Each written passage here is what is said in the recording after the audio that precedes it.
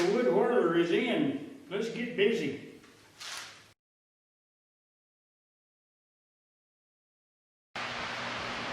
Well, never say never. I don't have any project started right now, and I've got company coming for the afternoon.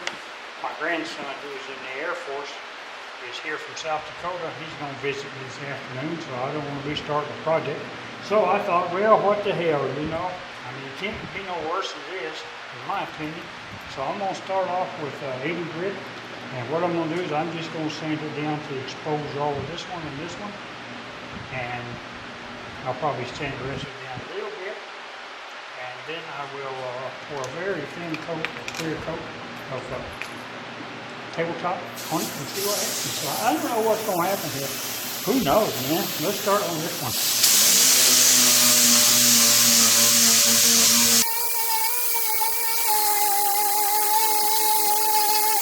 Well, at 80 don't seem to be cutting it fast enough for me. I'm a person. Not a whole lot of patience. Looks like I've got a long way to go. So, let's try something a little different.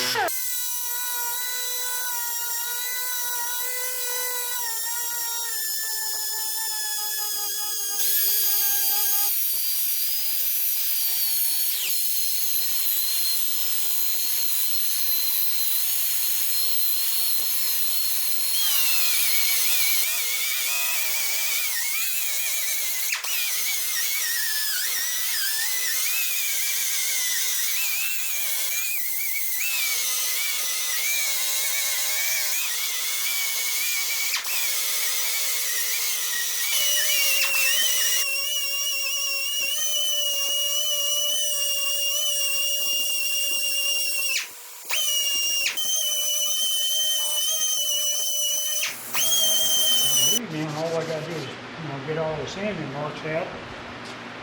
Maybe work around the edge a little bit and pour me some epoxy. A little light right there. And it's okay. I'm not a problem yet.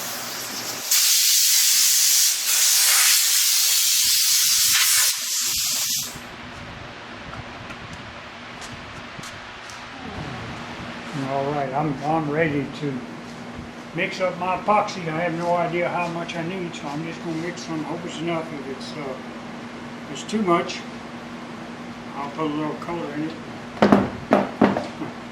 Just out of here, maybe. There you go. And then what I do is you see there, I just pour what's left over into here. It's got those chestnut hulls and gumballs in it. When that's done, I'm going to make a tea light holder out of it. So, there's my resin, there's my hardener, it's tabletop epoxy. And I'm going to be doing the 1-to-1. I'm going to go ahead and put the scale to 3-to-3. So we'll see what we got. All right, that ought to get it. And get the camera. Give a paper check. Let's go.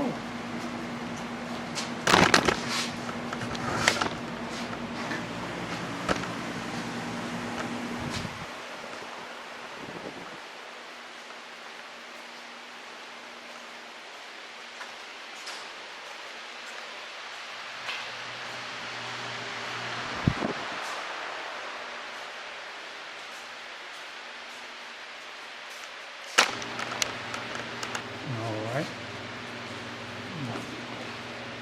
Before I pour it, I've got it level. You see all the popsicle sticks? It's all level. This is a tack rag. It's used mostly in the automotive industry to wipe something down just before you spray it.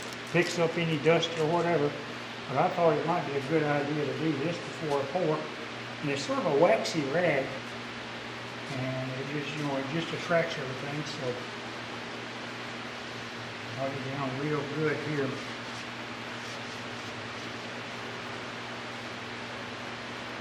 So it's getting a little bit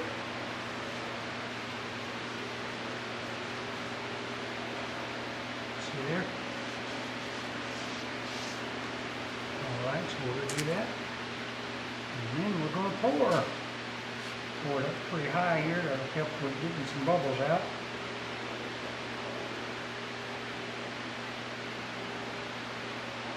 We'll stop right there for now.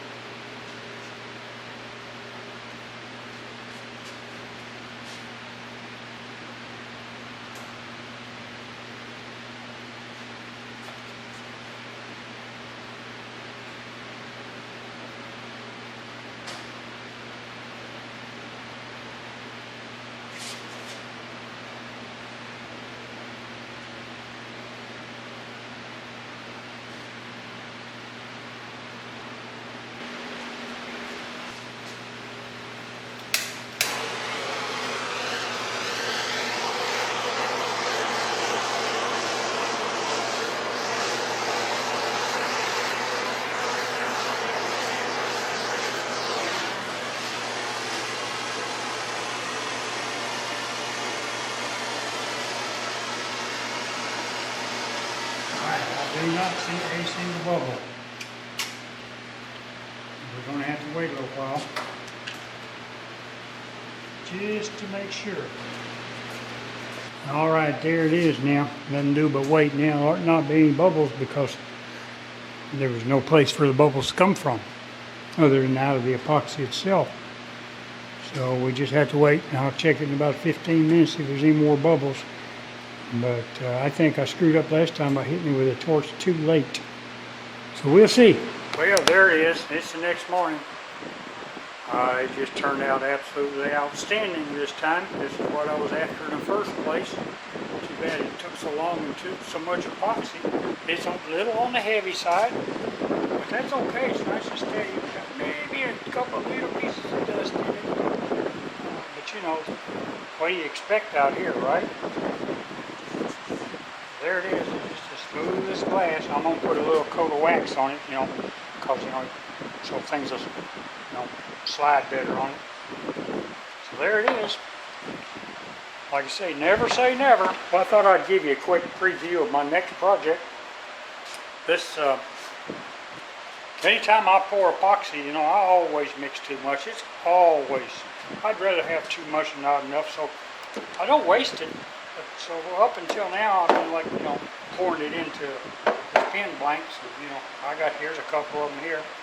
I don't turn pins anymore, so I don't really know what I'm going to do with them. Maybe when our clubs start meeting, I'll put them out there on the, on the raffle table or something. They make nice pins. You got to, because it's epoxy, it's brittle, so you got to be careful turning it. Turn fast. So anyway, I quit doing that because I don't have no need for those. So I just put a bunch of gumballs and chestnut crap holes into one of these, and every time I pour epoxy and have some left over, I just pour it in there. Now I fully realize I'm probably going to have voids and stuff in there because there's probably 4 kinds of epoxy in here. So who knows? This thing could go, it could go south on me any second. Plus, I've already tried to get it out of here, and that's just, it ain't a-coming. It come out of here just a little bit right there, but that's it. So I'm just going to have to cut this. It ain't like I don't have any more of them. So the plan is I'm going to make a vase out of this, a little bitty vase. And it's going to have a tea light in it, and I'm going to put a little walnut bottom on it. And I'll just take a Forester bit for the inside. I won't even turn the inside. Just the same size that the tea light will drop in. So that's the plan. Well, you know how that goes with plans, don't you? So we'll see you. Bye-bye.